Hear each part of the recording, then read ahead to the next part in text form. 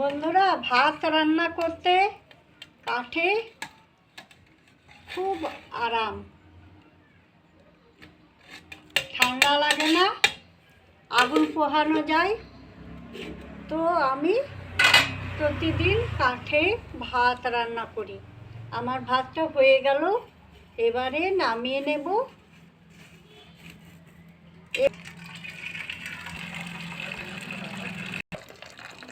সহজে মাড়টা গড়াতে পারছি।